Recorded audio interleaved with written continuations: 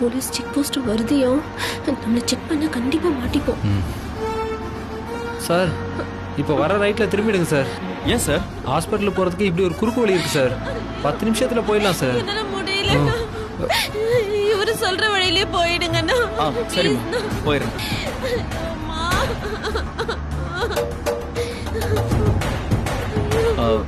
Sir எது இந்த ரைட்டா? ஆமாங்க, இந்த சைடு ரைட்ல திருப்புங்க. சரி ஓகே.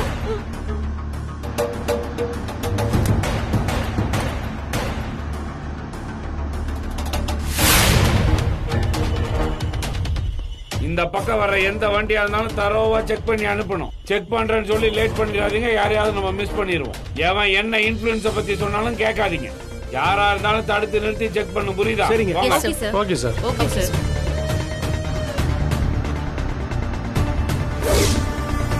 என்ன அது புலிகிட்ட தப்பி சிங்கங்கிட்ட மாட்டிக்கிட்ட மாதிரி அடிச்சு நம்ம நிலைமை. அந்த செக் போஸ்ட்டை தாண்டிட்டா பிரச்சனை இல்லைன்னு நினைச்சா இங்கே ஒன்று போட்டிருக்காங்களே. நானே இதை எதிர்பார்க்கலடி. நீ ஒன்றும் டென்ஷன் ஆகாத. பிரசவ வலி வந்த மாதிரி ஓவர் ஆக்டிங் பண்ண. அதை வச்சு நம்ம தப்பிச்சு போயிடலாம். ஐயோ அம்மா, இவளுக்கு விட்டு விட்டு தான் வலி வருது போல சார். ரொம்ப துடிக்கிறா. வழியில செக் போஸ்ட் வேற போட்டு உசுர வாங்குறாங்க சார். சார் நீங்க எதுவும் கவலைப்படாதீங்க. நம்ம சிஸ்டரோட நிலைமையை சொல்லி உடனே கிளம்பிடலாம். சரிங்களா? Okay sir. நம்ம தேடி வந்த பொருள் ஏதாவது இருக்கா? அதான் சார் செக் பண்ணிக்கிட்டு இருக்கேன். எதுவுமே இல்லை சார். நமக்கு தேவையானது கூட இல்லையா? எதுவுமே இல்லை சார். இதுல என்ன இருக்கு? என்னதான் பண்றது? யோ அங்க ஒரு கார் வருது, போய் மடக்கு. Okay sir. நிப்பாட்டு நிப்பாட்டு நிப்பாட்டு. இறங்குயா, இறங்கு. சார் அடே ஓகே தம்பி. ஆமா சார். நாங்க எப்ப ரைடு பண்ணாலும் நீயா வந்து மாட்டிக்கிற. இப்ப எதுக்கு மாட்ட போறேன்னு தெரியலையா? சார் எதுக்கு சார் இந்த செக்கிங்? நம்ம ஏரியாவில் இருக்கிற கோயில்ல ஒரு கும்பல் நகையை திருடிட்டு போயிடுச்சு. அதான் எல்லா வண்டியும் செக் பண்ணிட்டு இருக்கோம். சார் சார் ஒரு பிரெக்னன்ட் லேடி பிரசவ வலியால துடிச்சிட்டு இருக்காங்க சார். ஆக்சுவலா ரொம்ப கிரிட்டிக்கலா இருக்கு சார். சார் அர்ஜென்ட்டா ஹாஸ்பிட்டல் போகணும். கொஞ்சம் ஹெல்ப் பண்ணுங்க சார். நீங்களே பாருங்க சார் வலியில எப்படி துடிக்கிறாங்கன்னு. ஜீவா சார். ஐயோ அம்மா, முடியல. சுட்டு கம்பி அடி வயித்துல வச்சு இழுக்கிற மாதிரி வலிக்குதுங்க. ஐயோ முடியல. சீக்கிரம் போக சொல்லுங்க. உயிர் போற. இதுல யோசிக்கிறதுக்கு ஒண்ணுமே இல்ல சார். பாவம் அந்த அம்மா வலியில ரொம்ப துடிச்சிட்டு இருக்காங்க. அனுப்பி வச்சிடலாம் சார்.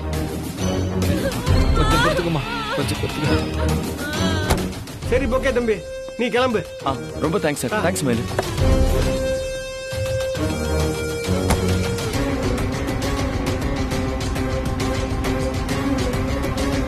என்ன பரமர வண்டியை செக் பண்ணாம அனுப்புறீங்க? அது ஒண்ணு இல்லைங்க, அந்த காருக்குள்ள நரமாச கர்ப்பிணி இருக்குது. பிரசவ வலியில் துடிக்குதுங்க. யாரா இருந்தாலும் செக் பண்ணுங்கன்னு சொன்னால.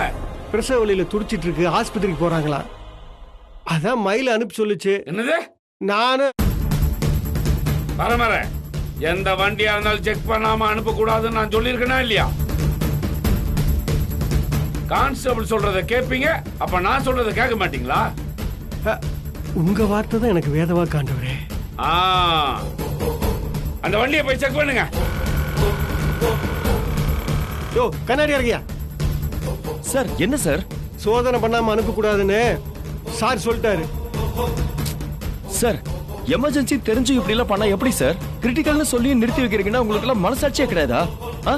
அவங்க உசுருக்கு ஏதாவது ஆச்சுன்னா நீங்க என்ன சார் பதில் சொல்லுவீங்க?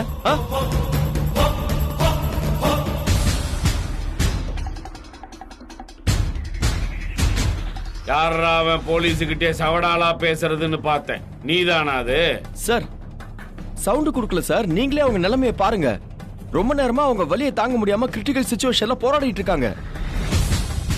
இது 2 உயிர் சம்பந்தப்பட்ட விஷயம் சார். தயவு செஞ்சு எங்களை கொஞ்சம் அனுப்பி வைங்க சார், ப்ளீஸ் சார்.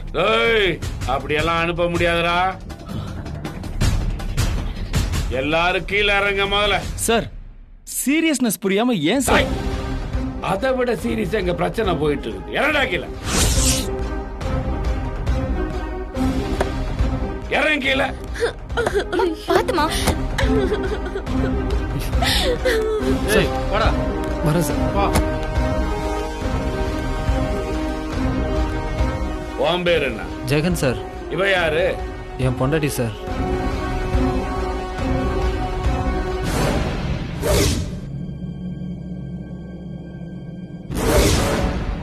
என்னடா கழுத்துல தாலி இல்ல, கால்ல மெட்டி இல்ல, பேச்சுல ஒரு தடுமாற்றம் தெரியுது.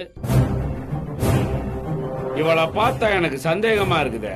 மயிலே, அந்த பேக்ல என்ன இருக்குன்னு செக் பண்ணு. சார் கர்ப்பிணி பொண்ணு போய் சொன்னதை படி செய். பேக்க கொடுங்க. மேடம் இதுல வெறும் துணிமணி தான் இருக்கு. செக் பண்ணிட்டு கொடுத்துறேம்மா. கொடுங்க. இல்ல மேடம். சார் வெறும் துணிதான் இருக்குன்னு சொல்றாங்கல்ல சார். சும்மாடா.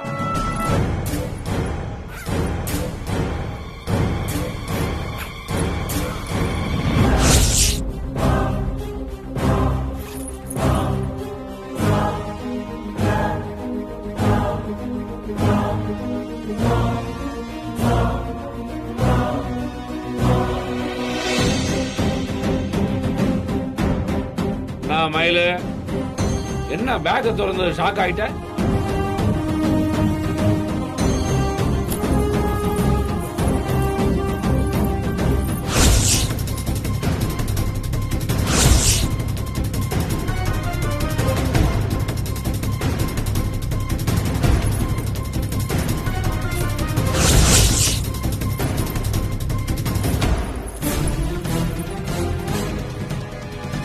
பரமரே, ஆண்டவரே, மொத்த கோயில் நகையும் இந்த பேக்ல தான் இருக்கு. கோயில் நகையை கொள்ளையடிச்ச கும்பல் இதுதாங்க ஆண்டவரே.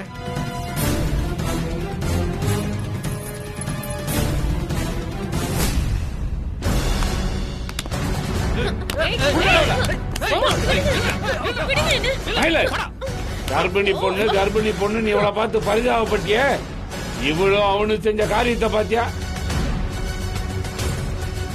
உன் பாய் ஃப்ரெண்டோட வண்டின்னு சொல்லி செக் பண்ணாம அனுப்பிச்சிருந்தனா எல்லாமே நம்ம கையை விட்டு போயிருக்கும்ல.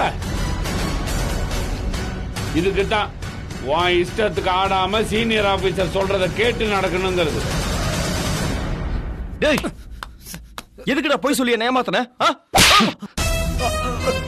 உன் மேல இறக்கப்படுதுடா. என்னோட ட்ரிப்பை கேன்சல் பண்ணிட்டு உங்களை ஏத்திக்கிட்டேன். கடைசியில 2 பேருமா சேர்ந்து என்ன முட்டாளாக்கிட்டீங்கல்ல. ஹெல்ப் பண்றவங்களை இப்படி ஏமாத்தனா நாளைக்கு நிஜமாவே யாராவது பிரச்சனைன்னு வந்து நின்னா எப்படா ஹெல்ப் பண்ண தோணும்? டேய், உன் சீன் போடுற வேலையெல்லாம் ஸ்டேஷன்ல போய் பாத்துக்கலாம். பரமர 3 அக்யூஸ்டும் பிடிச்சி ஜீப்ல ஏத்துங்க. நான் என்ன சார் தப்பு பண்ண? நான் ஏன் சார் ஜீப்ல ஏறணும்? ஸ்டேஷனுக்கு வரணும். கூட்டு போய் விருந்து வைக்கிறது கேக்குறான் பாரு கேள்விய. டேய், உன் பேர்ல தப்பு இல்லாத மாதிரி வசனம் பேசிட்டா நான் உன்னை நம்பிடுவேனா? இந்த கும்பல்ல நீ ஒருத்தன் எனக்கு நல்லா தெரியும். போய் வண்டியில ஏறு.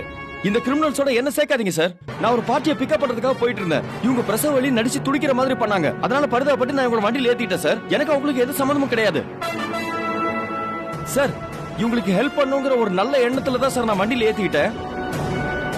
இவங்க நகை கடத்துற விஷயம் எல்லாம் எனக்கு எப்படி சார் தெரியும்? டேய், உன் கதையெல்லாம் கேட்கறதுக்கு எனக்கு நேரம் இல்ல. ஸ்டேஷன்ல நிறைய வேலை இருக்கு. எதுவா இருந்தாலும் அங்க போய் பேசிக்கலாம். வண்டியில ஏறான். நான் ஏன் சார் ஸ்டேஷனுக்கு வரணும்? நான் என்ன சார் தப்பு பண்ண? என்னால வர முடியாது. நான் கிளம்புறேன். டேய், உனக்கு அவ்வளவுதான் மரியாதை. உன் வண்டியில வச்சுதான் இந்த அக்யூஸ்களை பிடிச்சிருக்கோம், நகைகளையும் மீட்டு இருக்கோம். பார்த்தல, இந்த நகையெல்லாம் திருடிட்டு போறதுக்கு நீ உடந்தையா இருப்பியோ நான் சந்தேகப்படுறேன். So you are a suspected accused. புரியுதா? அதை விசாரிக்கிறதுக்கான எல்லா ரைட்ஸும் எங்க டிபார்ட்மெண்ட்டுக்கு இருக்கு. மொரண்டு பிடிக்காம பேசாம ஸ்டேஷனுக்கு வா. மயிலே, உன் பாய் ஃப்ரெண்டுக்கு விவரம் புரியாம சும்மா எகிரிக்கிட்டு இருக்கான். அவன் ஸ்டேஷனுக்கு வர்றதுதான் நல்லதுன்னு புரியவை. பரமர எல்லாத்தையும் வண்டியில ஏத்துங்க. சரிங்க ஆண்டவரே. சார் சார் பாப்பா பக்கம் தம்பி. மயிலு, என்ன நம்பு. எனக்கு எதுக்கும் எந்த சம்பந்தமும் கிடையாது. இந்த திருட்டு கும்பல் என்ன நம்ப வச்சு ஏமாத்துவாங்க. எனக்கு சத்தியமா தெரியாது மயிலு. என்ன தயவு செஞ்சு நம்பு மயிலு, ப்ளீஸ் மயிலு. எனக்கு புரியுது சார். ஆனா இங்க வச்சு பேசினா அவர் எதையும் ஏத்துக்க மாட்டாரு. டிபார்ட்மெண்டோட ரூல்ஸ்னு ஒன்னு இருக்கு சார். ஜஸ்ட் ஃபார்மாலிட்டிக்காக இது ஒரு சின்ன என்கொயரி மட்டும் தான் சார். மயிலு, உங்க தரப்பு நியாயத்தை நீங்க ஸ்டேஷன்ல வந்து பேசுங்க. சும்மா விசாரணைங்க அங்கயா.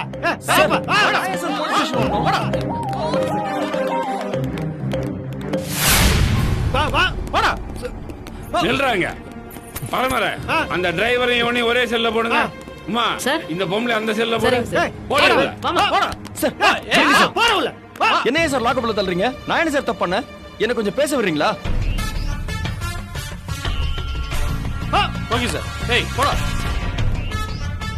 டேய் என்னடா பேச போற? சார் இவங்க யாருன்னு எனக்கு தெரியாது சார். இந்த கும்பலுக்கும் எனக்கும் எந்த சம்பந்தமும் கிடையாது.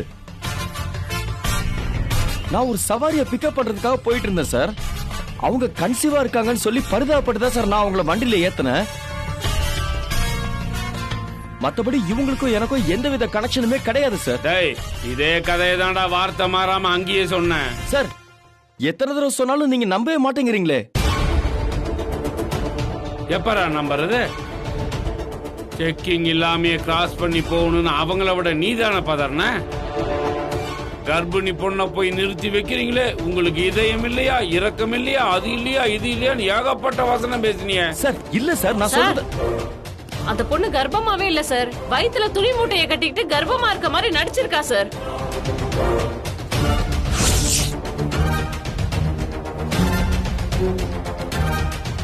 டேய் இதுக்கு என்னடா சொல்ற? சார் அவங்க நடிக்கிறாங்கன்னு எனக்கு உண்மையிலேயே தெரியாது சார். நான் உண்மையிலேயே கன்சீவா இருக்காங்கன்னு தான் சார் நம்பினேன். நான் அவங்கள உடனே ஹாஸ்பிட்டல் கூட்டிட்டு போகணும் தான் சார் அவ்வளவு டென்ஷனா பேசினேன். தம்பி நீ கருணையா பேசுறதாகவே தெரியலையா?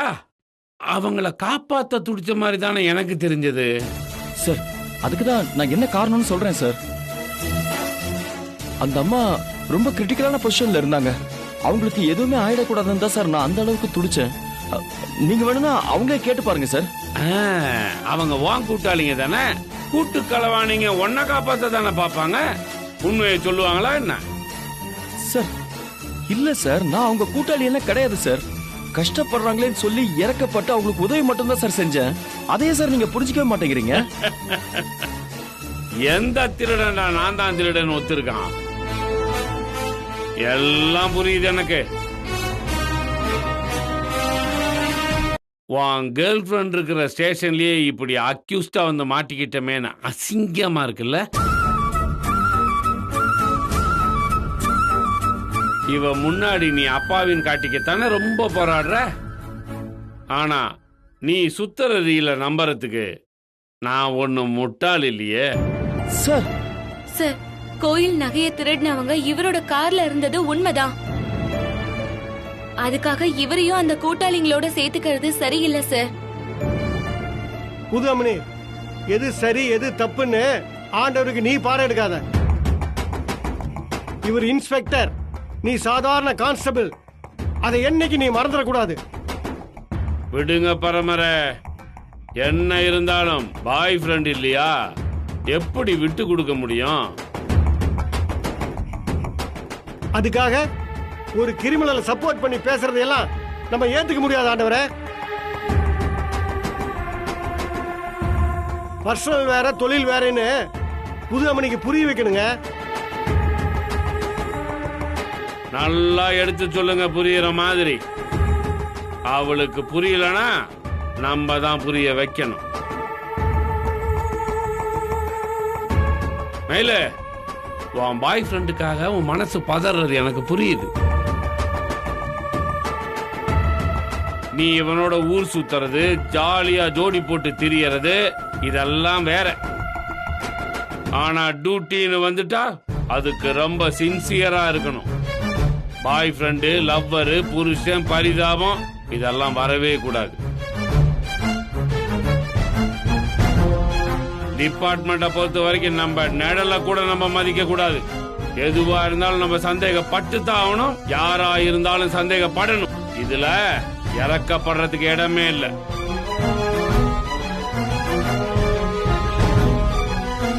நியாயமா பார்த்தா சார்ஜ் ஷீட்ல உன் பேரையும் நான் இழுத்து விட்டுருக்கணும். சார் ஏன்னா உன் ஆளை பார்த்ததும் செக்கிங் கூட பண்ணாம வேகமா கிளம்ப சொன்னவல்ல. திருட்டு கும்பலுக்கு உதவுறது எவ்வளவு பெரிய கிரைம் தெரியுமா? நான் அலர்ட்டா இருந்ததுனாலதான் கோயில் நகையை திருடின கும்பலை பிடிக்க முடிஞ்சது. இல்லன்னு வச்சுக்க நம்ம ஸ்டேஷனோட மானமே கப்பல் ஏறிடு. அதை பத்தி எல்லாம் புதுமணிக்கு கவலையே இல்லைங்க ஆண்டவரே. அவ பாய் ஃப்ரெண்டோட மானம் மரியாதை எல்லாம் போயிடக்கூடாதுன்னு புதுமணி தவிக்குது. ஃபீலிங்ஸ்.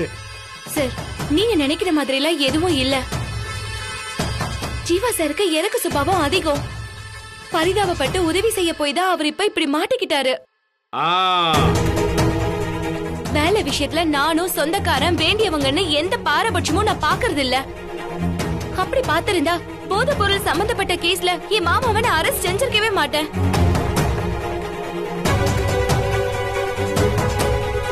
தப்பு செஞ்சவங்க யாரா இருந்தாலும் தண்டனையா அனுபவிக்கணும்ன்றதுதான் என்னோட நோக்கம். அதே சமயம் தப்பே செய்யாத ஒரு நிரபராதிய தண்டிச்சிட கூடாதுன்னு தான் சார் நான் இவ்வளவு தூரம் பேசிட்டு இருக்கேன். நிரபராதியா குற்றவாளியான்னு கோர்ட்டு முடிவு பண்ணும் மயிலே, நீ முடிவு பண்ணாத. சார் ஜீவா சாரோட பேக்ரவுண்ட் பத்தி உங்களுக்கே நல்லா தெரியும். இவர் பெரிய கோடீஸ்வரன் வீட்டு பையன் சார். இவர் எப்படி சார் கோயில் நகையை திருடணும்னு நினைப்பாரு? இவன் கோடீஸ்வரன் வீட்டு புள்ளகர்ல பழைய கதை. இப்போ ஒரு கோடியும் இல்ல தெரு கோடியில் நிக்கிறான் தெரியுமில்ல. டிரைவர் வேலை பாக்குறவனுக்கு என்ன கிடைச்சிரும் பெருசா? வர்ற வருமானம் வயிற்றுக்கும் கையுக்குமே பத்தாது. உனக்கு ஒரு குண்டு பண்ணி தங்கம் வாங்கி கொடுக்கணும்னா கூட என்ன பண்ணுவான்? அந்த டென்ஷன்ல தான் ஆள் இப்படி ஒரு ஷார்ட் கட்டை பிடிச்சிருக்கான். பணம் சம்பாதிக்கிறதுக்கு குறுக்கு வழியில போனோங்கிற புத்தி எல்லாம் எனக்கு கிடையாது சார். அதெல்லாம் உங்க பையன். உங்க பையனை மாதிரி என்னைய நினைச்சிடாதீங்க.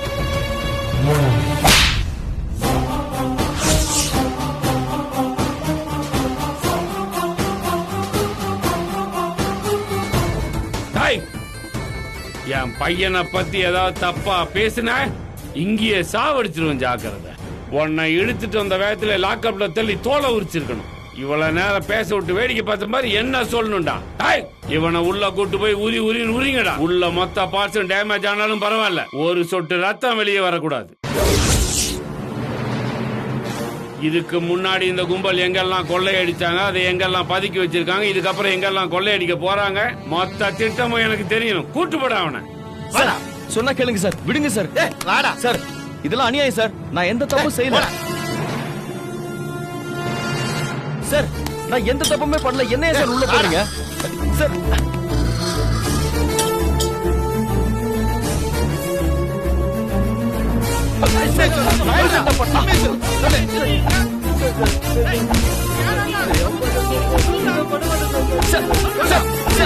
வலிக்குது சார்.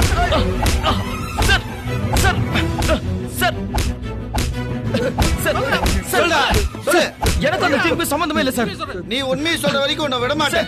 எனக்கு தெரியாது சார். உண்மையை சொல்லு.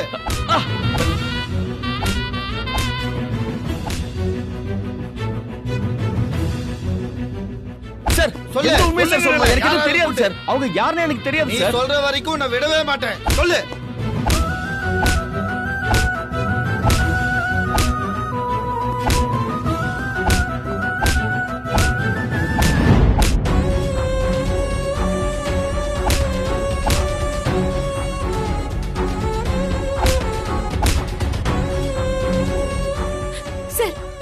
அந்த கும்பல பிடிச்சு நகையும் மீட்டாச்சுல்ல சார். அப்புறம் ஏன் சார் அவர் அடிக்கணும்? நான் மயிலு அங்க அடிச்சா இங்க வலிக்குதா? உனக்கு வலிக்குமேன்றதுக்காக எல்லாம் டிபார்ட்மெண்டோட நடைமுறை என்னால மாத்திக்க முடியாது. என்னென்ன டீடைல்ஸ் வேணும்னு முன்னால தானே சொன்னேன். அதையெல்லாம் அவனை சொல்ல சொல்லு, அடிக்கிறத நிறுத்த சொல்றேன்.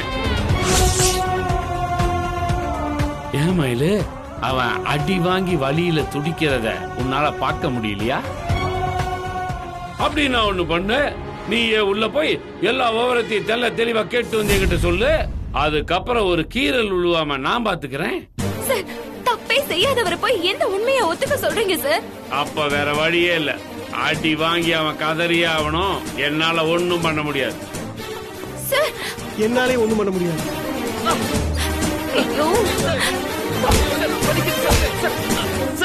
அடிக்காதீங்க சார்.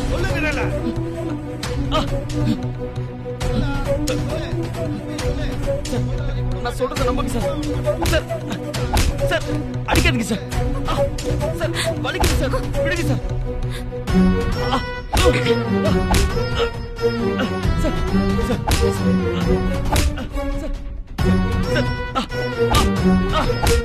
அடிக்காதீங்க சார் சார் சார் எனக்கு அவங்க யாருன்னே தெரியாது சார் சார் தயவு செஞ்சு நம்புங்க சார் சார்